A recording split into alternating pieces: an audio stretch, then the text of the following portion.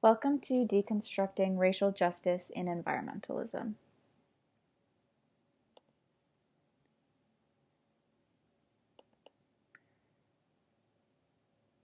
This is an outline of our workshop today. We're going to go over what is environmentalism, what is racial justice, how racial justice intersects with environmentalism, and then what is environmental justice. Sorry, that was my phone dropping. So we're going to go over some community guidelines today, and they're going to look a little bit different than normal because we are not together, which is really sad, but we're persisting and doing the best we can right now. So number one is be present. Take some time, pause this video, get a drink of water, whatever you need to do to make sure that you can be most present. Second is patience. Like you just heard my phone drop, this has been a difficult transition to have a workshop online, so please be patient with me, be patient with the video, and then also with yourself because sometimes learning online just isn't the same. Third is that everyone has knowledge, so this workshop will talk a lot about more macro level academic things, but everyone has knowledge coming into the space, whether it's lived experience, maybe you took a class on it, read a book, maybe even a tweet. Everyone has different levels of knowledge, and all of those levels are unique and very valuable. So just some other notes. So make sure you write down your questions if you have any, or notes if you are one of those note taker type. And then if you are a Multicultural Student Center affiliated org, make sure that you fill out the worksheets so that you can submit them to prove that you did this workshop. All right, let's get going. We will be going over some terms that will be used. First is BIPOC, so this means Black, Indigenous, People of Color. So this is really a more inclusive version of POC. So we want to make sure that we name that anti-Blackness isn't just in the white population, it's everywhere, and that Black people do experience different forms and levels of racism in America than other people of color. Secondly, that the Indigenous experience is often erased when we're talking about people of color, and that they have a very strong connection to feeling the oppression of colonial legacy, and so we want to make sure that we name that too. Second is environmental degradation. So this is a generally used term when referring to either contaminated or polluted water, land, or air, and also the destruction of water, land, or air. And lastly, capital. So for the purposes of our workshop, we're going to use capital as a summarized statement of one's assets, wealth, or power. And this can be a person, a company, or a community. So what is environmentalism? Environmentalism is an ideology that centers around the well-being of the natural environment, including but not limited to reducing pollution and protecting plant and animal diversity.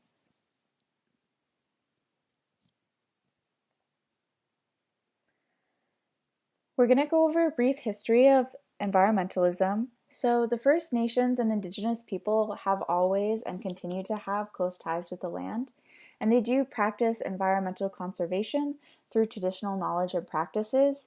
This might seem similar to environmentalism, but this is not the same, and we will not be talking about this during this workshop. We'll be talking about mainstream Western American environmentalism.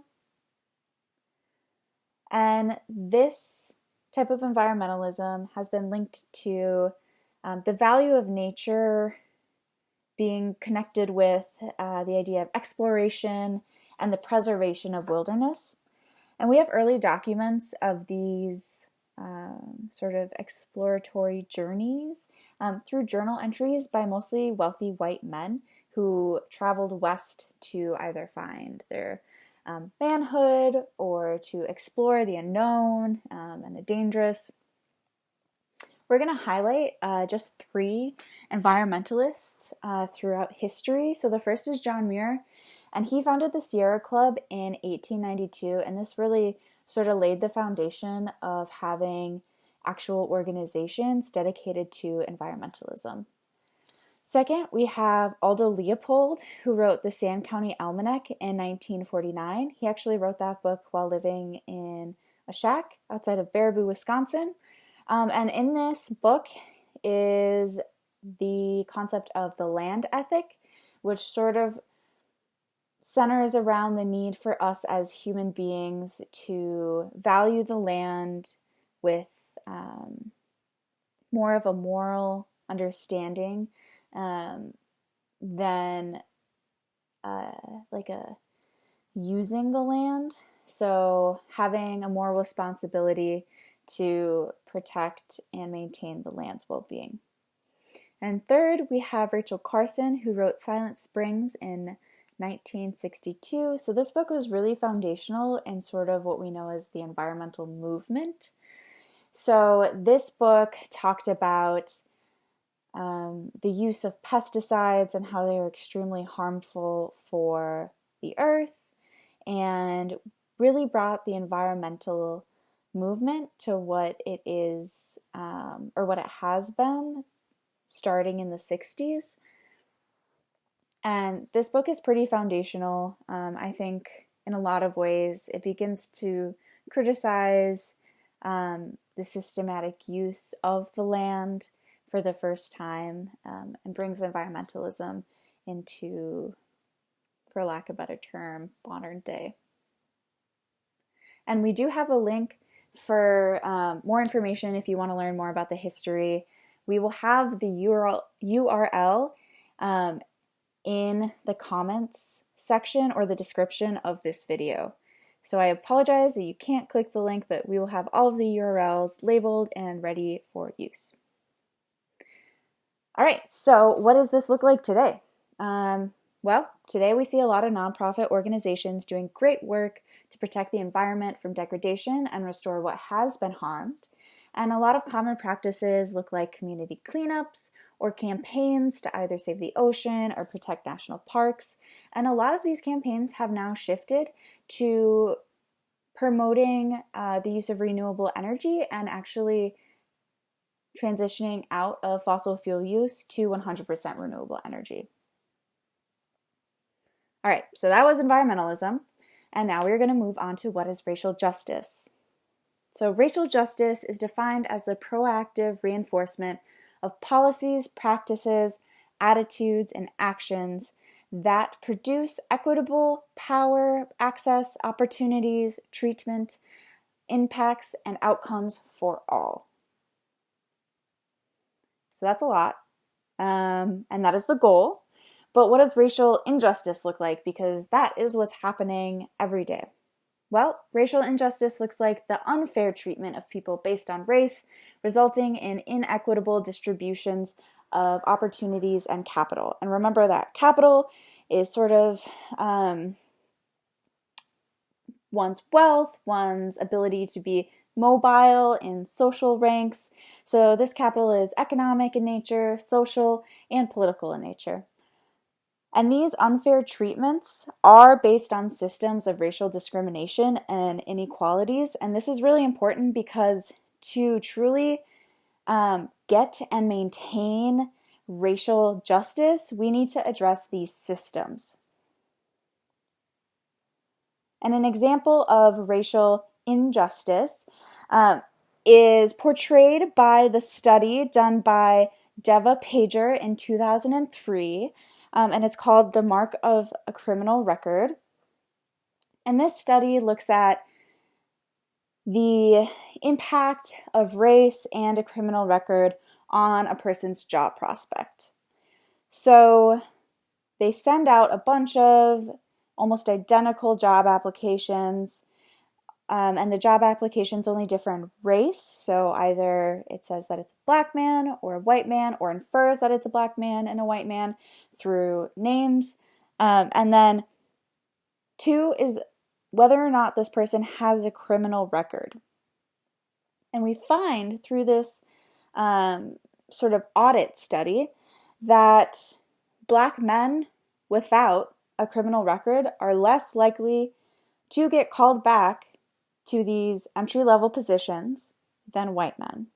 And we can see this looking at this graph where we have the black bar representing people who have a criminal record and the gray bar representing people who do not have a criminal record, and we have these two racial demographics separated. All right, so we see that racism is at play and is resulting in racial injustice here. So moving forward, we're going to look at racial justice and environmentalism together. So what is environmentalism missing? Well, while mainstream environmentalism places value on the environment's health, it fails to do the same for the lives of those who are most impacted by environmental degradation. And why is this important? Well, it attempts to mitigate environmental harm, but it fails to acknowledge the systems of colonialism and racism that have allowed for the profit of companies to be placed at a higher value than the well-being of the land. And these same systems have allowed for profit to be placed over the value of people, people of color, BIPOC folk, and this sort of value of profit over everything else has roots in a lot of different systems, and those systems are the same systems that racism stems out of. So really, if we need to combat environmental degradation, we cannot do so without acknowledging that certain communities are disproportionately impacted by environmental degradation, and that if we stop people from thinking that those communities are expendable, it is likely that we will also stop the continued use of natural resources past capacity. All right. So now that we have that covered, we are going to go on to what this actually looks like in the real world. A lot of forms of discrimination actually are either rooted in or amplified by the places that someone lives. So, for example, there's a lot of disparities in schools, and schools are funded through local population taxes. So if a local area has, a low tax base, that school is going to have less funding than, a more wealthy area. And also, as you have probably caught on, many Black and Brown communities have high proximity to sources of pollutions, like factories, landfills, airports, power plants. So I have come up with 3 key aspects of racial justice that are needed to assess environmentalism and what it is lacking and how it connects to racial justice. First is racial segregation, and this is the systematic separation of people based on race. In the US, it is rooted in, after slavery, in the Jim Crow era, we had redlining, which is quite literally red lines drawn on maps that sort of dictated where Black folk could or could not get loans to rent houses. So it effectively dictated where people could live based on race. And while redlining has been outlawed, racial segregation is still very alive and well in today's society.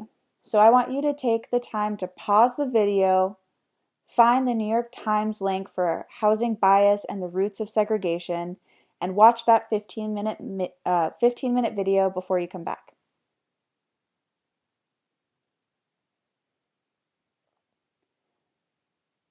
Okay, hopefully that video was informative. I really liked it. I think that they did a great job of sort of describing how racial segregation has continued to persist.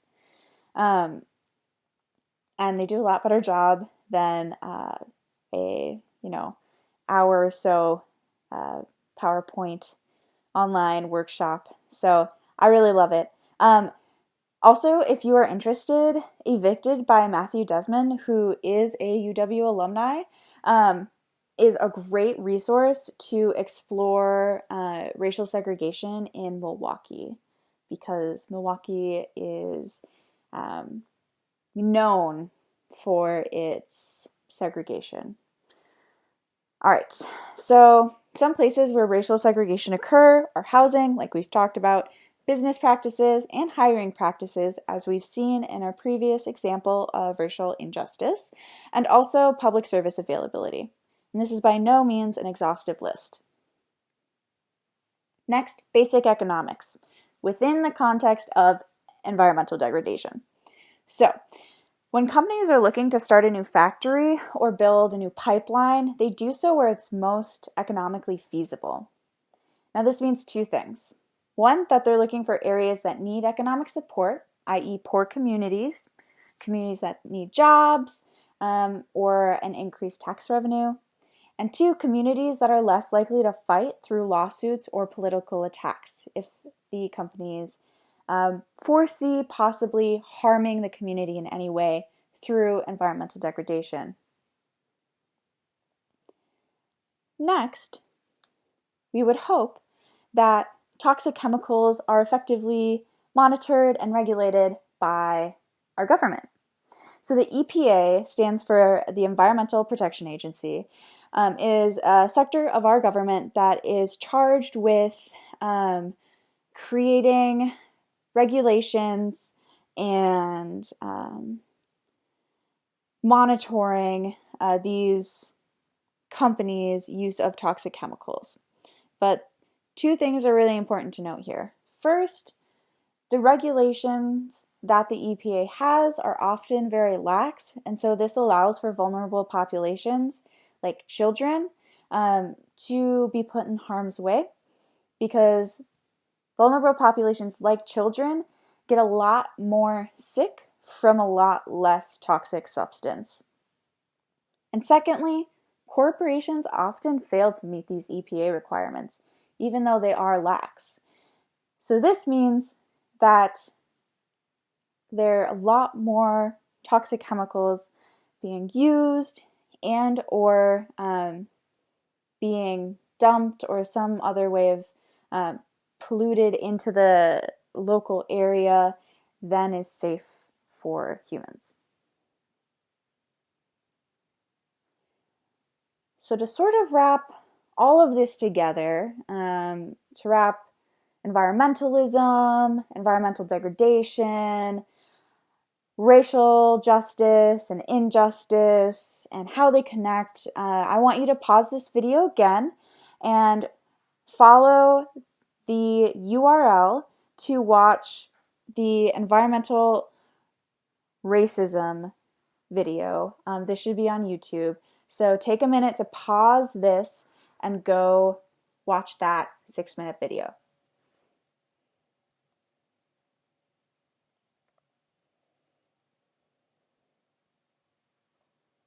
All right, hopefully you liked that video as much as I did. I know that it really wraps together these complex systems in a really real way, and we can really see the impact of environmental degradation, climate change, and racism on everyday people. And then sometimes it's hard to watch. I know for me it's hard to watch, but it also reminds me that these things are happening and they are impacting people every single day. And they are putting people at risk every single day. So that video did a great job of bringing it together, but we're going to try to bring it together even more. But first, we're going to go over 2 vocab terms. All right, so in a minute, we're going to do a we're going to look at a case study that is included in Laura Pulido's 2015 publication. But before we get to the case study, I want to go over how white privilege and white supremacy will be talked about. So white privilege doesn't necessarily need to be driven by racial hostility. It highlights the benefits that whites receive while overlooking the process of taking or appropriation, including the taking of land, wages, life, liberty, health, community, and social status. Oftentimes, this is white people just wanting to get the best opportunities for themselves.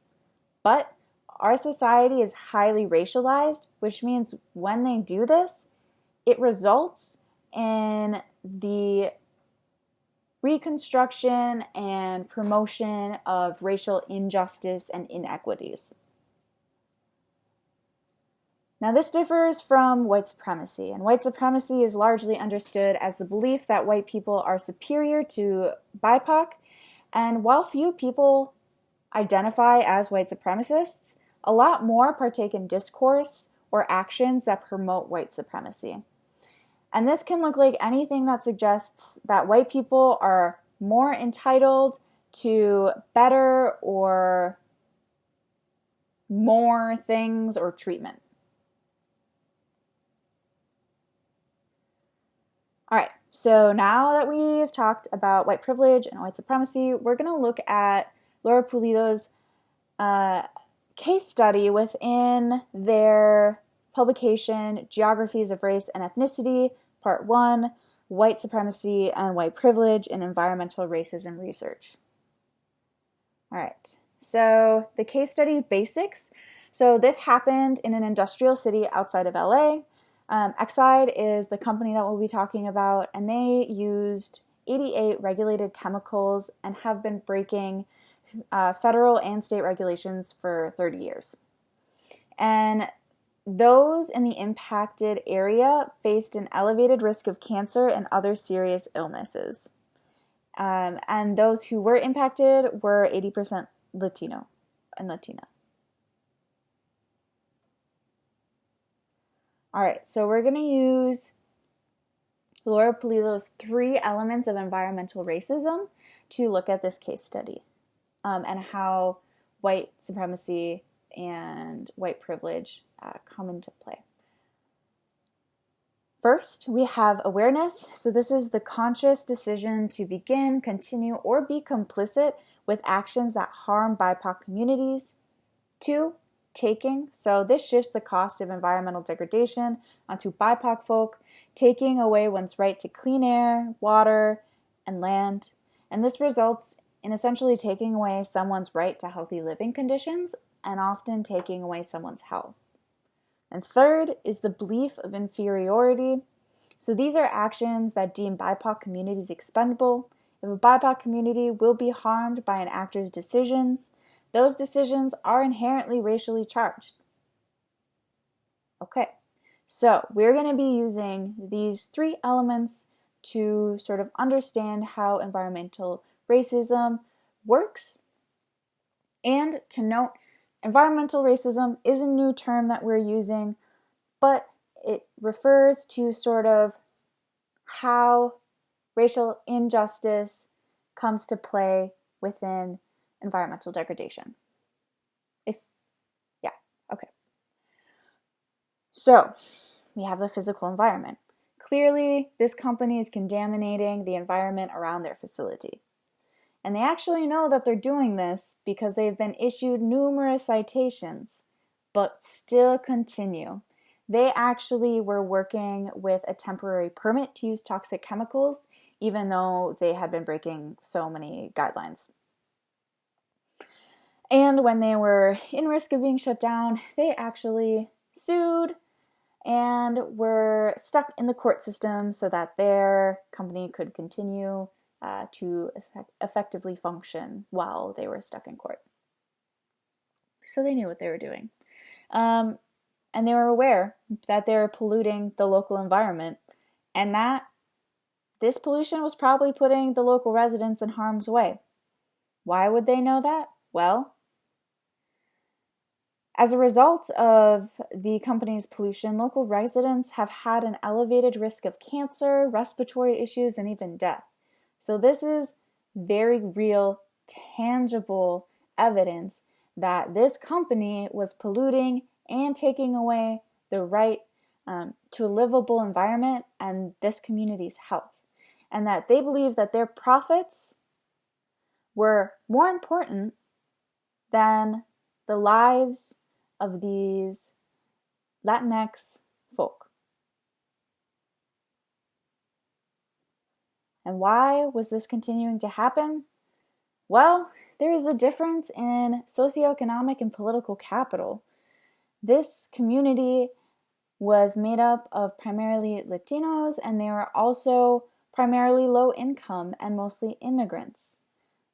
This meant that they had a low capital, both socially, economically, and politically. And this is in part why the community's attempts at organizing and mobilizing to get Exide out of there and or clean up their mess failed. And Exide knew that this community had a low capital. And because of such, they deemed that the neighborhood was racially expendable. So now we see that this company knew what they were doing, believed that the neighborhood that they were going to contaminate was racially expendable, and took away that neighborhood's right to livable conditions and health. And unfortunately, this company is not alone in this, and this community is not the only one that experiences these hardships. As we saw in the environmental racism video earlier, Cancer Alley disproportionately impacts Black folk and is an extremely dangerous place to live because of the physical environment that has been contaminated for so long. All right. So often people talk about racial justice within environmentalism as environmental justice. And so we're going to talk a little bit about what it is and how it relates. So environmental justice are systems that produce equitable financial, social, and natural resources, or provide access to these resources to people of all races, all incomes, and social standings. And this is done through dismantling systems of oppression designed to provide the few with privileges at the expense of marginalized communities.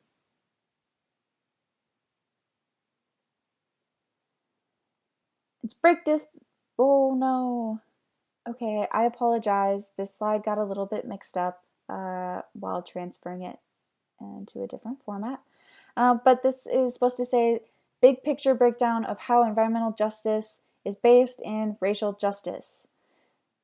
And then at the end it says pause, build off this flow chart. This will help bring together complex systems at work. Okay, so the flow chart starts with environmental justice and what it needs to dismantle. And both colonial capitalism and racism are very large systems that have to do with racial injustice. So for the purpose of this workshop, we're going to talk about colonial capitalism as a system that puts profit over people simply and profit over the environment. It's about as broken down as it can get, and it has roots in colonization, and that's why it's called colonial capitalism, because it is continuously taking more land, resources, health from other people. Okay, so colonial capitalism and racism are very large systems at play in our communities and in our nation's society. And these produce environmental degradation and segregation, which then produce environmental racism. And environmental racism looks like poor living conditions, poor health, and a lack of agency in BIPOC communities. So this is a very large-scale flow chart of just some of the systems at play here, some of the main systems, and how racial justice connects to environmental justice. But I want you to take some time and build off of this flow chart. I think once we sort of explore the interconnectedness of all of these systems, it's a lot easier to grasp in some ways the complexity of environmental injustice and how interwoven it is in lots of forms of discrimination. So please pause this video now and build off of this chart, whether it is building off of the end where you talk about lots of different effects of environmental racism and how BIPOC folk experience that, whether you build off of segregation and whether you build off of racism or environmental degradation. Feel free to branch those out, and also feel free to start connecting different boxes. Maybe you connect a direct box from racism all the way to poor living conditions. Maybe you put redlining off of segregation and then you tie redlining back to colonial capitalism. This web is basically infinite, right? So just take maybe 3-4 minutes and build off of what you see here. And remember, if you are an MSc affiliated org, you will need to turn this in for credit. All right. So now we come to our last video of our time together. This video is of Monica White, and she is actually a professor here at UW. And this video does a really good job of describing how we need to take care of these really big systems like racism before we can really do the work, especially during a time where environmental justice is getting a lot of hype. So pause this video and follow the URL to Monica White's video and watch that and then come back.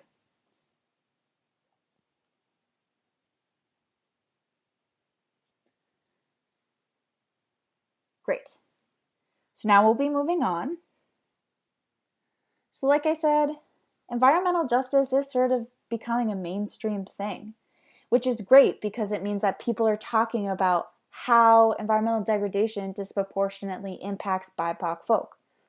But we have to be careful to make sure that we're still centering racial justice in environmental justice because it is so core to ending environmental degradation as it is today. We cannot forget about the people who are most impacted by these atrocities. Okay? So there's actually a lot of nonprofits that are being developed or that already exist that promote environmental justice and implement it into the realm of environmentalism. And this is super great. And a lot of them do a great job of making sure racial justice is centered in their work. But we just have to be cognizant that sometimes things that go into the mainstream media get changed by the mainstream media. And we don't want that to happen to environmental justice. All right, so now it's time for our reflections. So if you are a MSc affiliated org, please take time to write down the answers to this. If you are not, I still encourage you to take the time to write down these answers. If anything, it'll help solidify what we've talked about today. And whether or not you go back to them, it's a great practice to sort of lay everything out there and really do some personal thinking.